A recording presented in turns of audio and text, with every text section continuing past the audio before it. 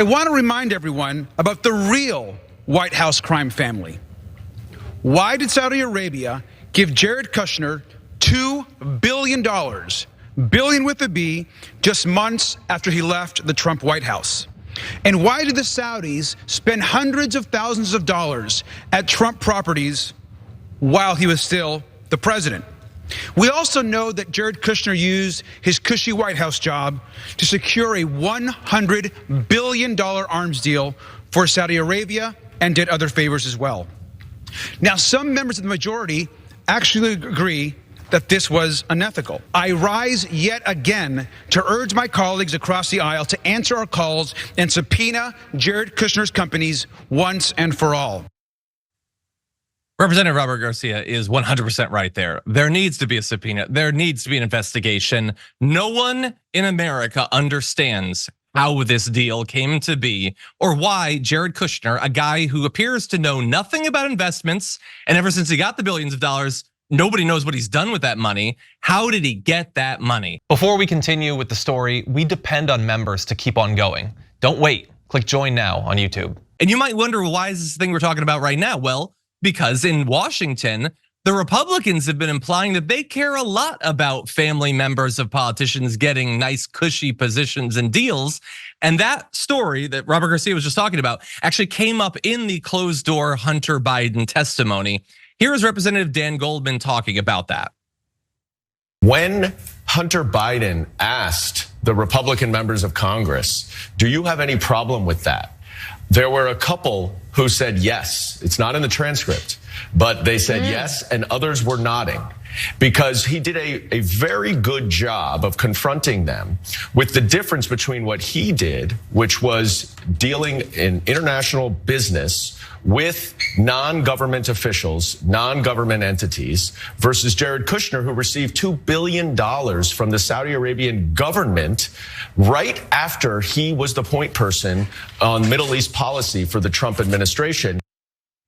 Yeah, it is incredibly suspicious. And many of you might have questions, including, wait a second, Dan Goldman, you're saying Republicans admitted that they thought that was suspicious? That might be the hardest part of this to believe. Well, apparently they did. Representative Jared Moskowitz explained why Republicans might have felt comfortable finally admitting that that is some suspicious stuff, saying there's no cameras in there, so Donald Trump ain't watching, right? For the first time, Republicans said they do have a problem with that, but they should do something about it. And Jason, I understand that there's a lot that I'm admitting I don't understand, about this. I'm not a private equity guy.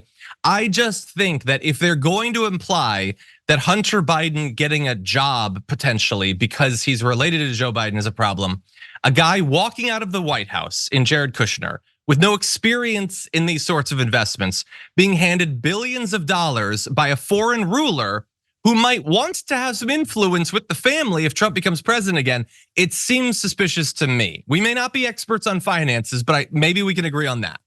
Oh, we can exponentially agree. Also, it's not like he was given, $50,000. I mean, no, any amount of money, any dollar amount would be suspicious, depending on what the context is or what the dealings is for why they're exchanging those funds. But $2 billion, John, $2 billion.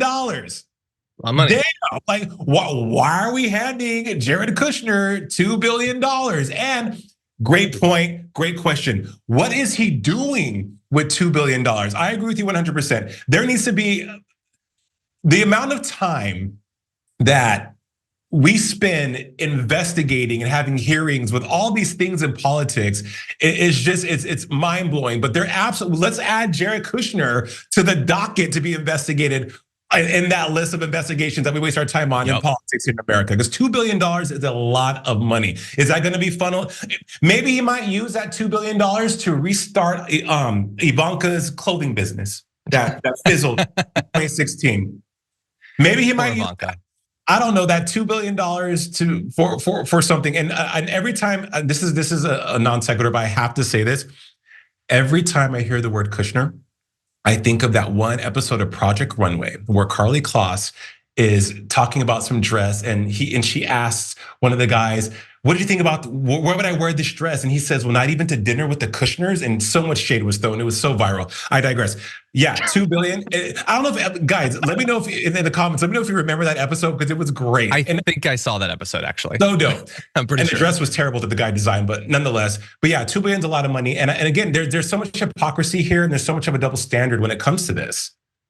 I love the needless shade to whoever the designer was. Now I want to find out who the designer was that did the dress. But yeah, you're 100% right. Look, there has not been nearly enough attention paid to this.